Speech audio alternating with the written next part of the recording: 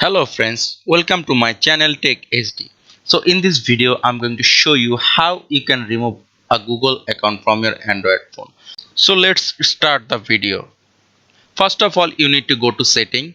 From here you have to scroll down, you have to find accounts. So here you have to click on accounts.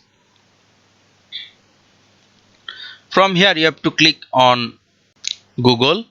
Now from here you can see on the bottom there is a three dot here. So you have to click on it. Now from here you have to click remove account. So it will give you a warning, so you have to click on remove account. So it will give you another warning, are you sure? So I have to click on OK. So if you click on OK, the account will automatically remove.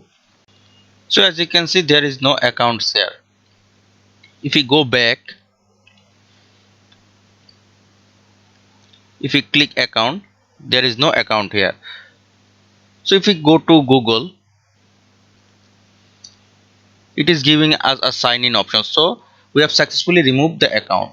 So thanks for watching this video. Please subscribe to my channel for more tech video. Thank you.